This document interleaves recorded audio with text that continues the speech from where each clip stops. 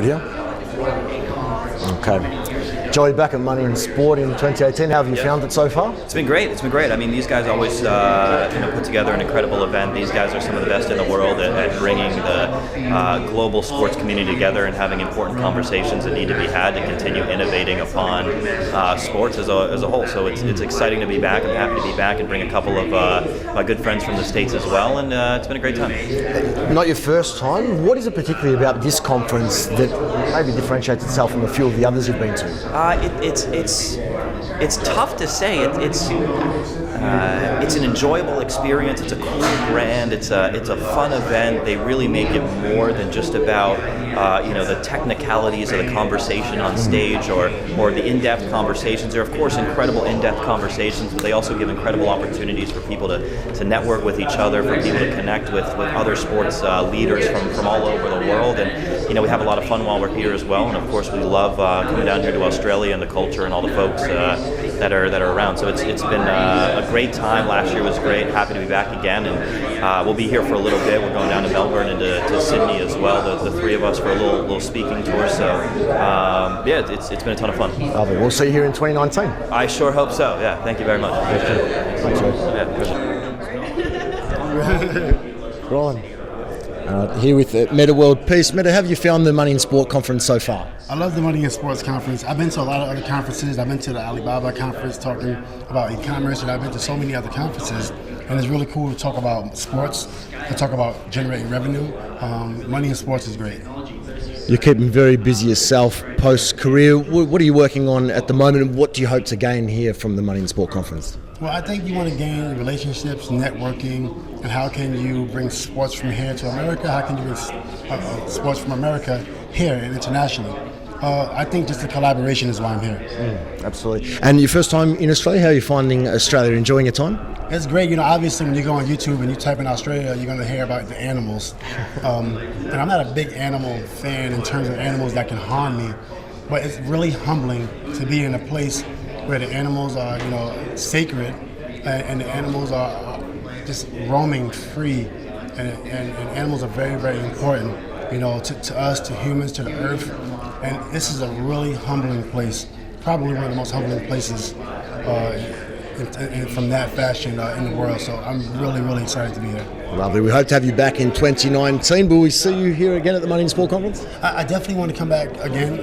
Joey Brenda brought me here. And I just got to thank, Luke and Jason and those guys. I think they're doing a really good job. First Serve Partners. I'm excited about what's going on, and I'm happy I'm here. There you go. Metta World Peace to be back in 2019. Thank you. I'll just throw the other one on, man. We'll just...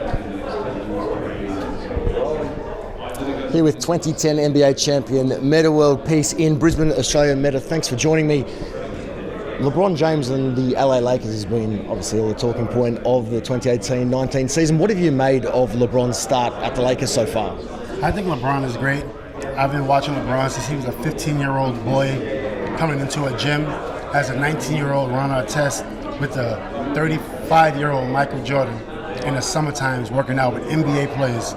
LeBron, superstar, a role model, a great example, and I'm really excited about towards the end of his career. I'm really excited where he ends off. He's one of the top in my book and in a lot of other people's book. Obviously one of the all-time greats, no doubt. What do you think he has to do with this young Lakers side this season to be a pass mark for the Los Angeles Lakers in his maiden campaign with them? At the end of the day in an NBA season, there's only going to be one winner. Is that going to be the Lakers? I would hope so, but the other teams have something to say about that also. The key is to make sure they're having fun and working hard, and then everything else should be fun. He's obviously got a long while ahead of him left in his twilight years, but he's said recently he'd like to play with his son, who might be 5-6 years away from the league. What does he need to do in his time, whether it be 3, 4, 5 or 6 years with the Lakers, to go down as a Laker all-time great? I think he just needs to enjoy it and have fun. I think definitely needs to stay if he wants to go down as a Laker all-time great. I really do see him getting a title because everywhere he's been, he's won a title. So coming to the Lakers, I can see him getting number 17 for the Lakers so they can tie the Celtics for the most NBA championships in the history of the NBA. It'll be very special. Just a final one. Across the NBA this season, obviously the Warriors red hot favourites to win. Very, very good, particularly after picking up Cousins prior to the season. Can anyone challenge them this season? When the Warriors get back strong, it's going to be hard to challenge them. You got DeMarcus Cousins, one of the best centers in the NBA, one of the best players in the NBA. Curry's out, Draymond Green is out. I think these guys can have a 99% chance to win the title. Who's your number 2 then if they've got a 99% chance to win? I think Kawhi Leonard is very tough. They would have beaten the Warriors if he didn't sprain his ankle. How you pronounce the guy's name who sprained his ankle, the big boy that played with Golden State? The big boy. Well, anyway, you remember this incident. Of course. So you still have to make a case for Kawhi Leonard and the Toronto Raptors. Of course. Thank you very much, man, for joining us. All the best. Thanks, man. A lot of work out of the US. Yeah. I want to go the whole time. Love it. Yeah. 09 was Super Bowl, yes. That'll be for the next one. This is just about money sport. Ready to go? Okay. Here with 2009 Super Bowl champion Roman Harper. Roman, what have you made of the Money in Sport conference so far? It's been really cool. I mean, Australia is huge in sports. They love American sports. They really appreciate us. That's the biggest thing I'm taking away from it is how much these fans, these people appreciate when American entertainers or sports people come over here, and they really value us. It's been a really cool experience, and I really enjoyed it. Yeah, we certainly love the US sports and love the US characters. What's different about the Money in Sport conference, do you feel, so far from your experience that may differentiate it from other conferences? Well, I think everybody's really intrigued by their process of what makes people get money in the sports realm. I mean, everybody's starting point, everybody has their own story, their own background, and the respect factor behind it. Everybody respects everybody's hustle, and everybody comes with a story, and nobody's just showing up here successful on your own stage, now you get to talk. It's all about the back history, the respect of each other's people. Australian people really have a good feel of really just togetherness and really family aspirations, and that everybody really tries to pull for each other in a sense. We certainly respect having you here. Hopefully we see you again in 2019. I will definitely plan on being here. I'm going to go hit a couple places. I'm going to maybe try and go see some crocodiles, maybe jump in a big tank or something, and really get my whole feel of my Australian on, mate. Love it. Yeah. Thank you.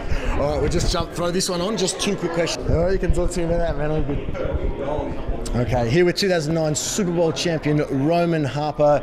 Roman, thank you for joining me. Thank you. Interesting time in the NFL. We've just heard you talk here at the Money in Sport conference just about the revolution in the NFL. What do you make of the modern day football game? Well, first of all, I would have got fined a lot or maybe suspended a couple times because you can't hit anybody anymore. And the rules are changing, but you got to learn as a defensive back how to adjust with the rules, learn your target area, and we are the professionals in this game. So all the younger sports and the youth athletes, they all look up to us, and we got to understand that putting that shield on your chest and the NFL logo comes with responsibilities, and we're held to the highest standard, and it comes with it, and it's tough. It's a really tough game. It's played at a high speed, and it's a violent game that we all love to watch, and you want all the big hits, but you want guys safe as well. Of course, the concussion element has been a big talking point in the last few years, and they're getting stronger. Your thoughts on the approach with regards to obviously what's taken place and come out in recent times? Well, it is an issue. I mean, you can't deny it. The facts and the numbers speak for themselves, and at the end of the day, we just got to be safer. We're all a big fraternity as football players, and nobody wants to hurt anybody, and at the end of the day, we're losing guys later on in life or early in life because of head trauma and these other things, and at the end of the day, we got to be able to find a safer way to continue to play this game. This game isn't going anywhere. The money continues to go up. The fans and everybody continues to spread, and just understanding we got to protect each other, and I want to be able to run around and play with my kids and not, forget where I left the remote and things like that. So those are all aspects of it, and the game is going to continue to clean itself up, and the game's not going anywhere. It's going to be around for a long time. Well, the game's very exciting this year, isn't it? Particularly for the New Orleans Saints. How are they going to go? 10-1 at the moment, tied with the Rams at top of their conference. Looking good. Can they go all the way? I definitely think so. The biggest thing is if New Orleans racks up home field advantage. The Rams have an easier schedule down the stretch. New Orleans has to go to Pittsburgh. They got a couple other tough games in their schedule. The Rams have an easier NFC West divisional game. So all that's going to kind of play itself out. But if New Orleans gets the home field in the playoffs, New Orleans is in the Super Bowl. Nobody beats New Orleans in New Orleans. Drew Brees in the Dome. I've been there too many times. The place is electric, and they just don't lose. I like the Saints right now in the NFC.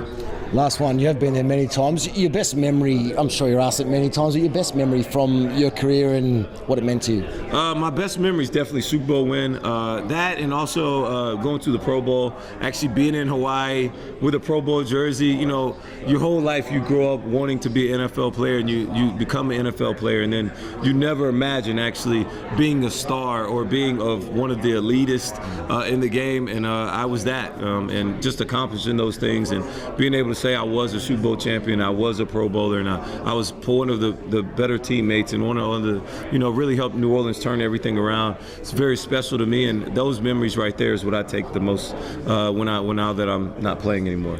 Thank you for joining me. Thank you. Baby. Thank you. Thanks, man. No doubt. Thank you. See you again, all right? All right, no doubt, man.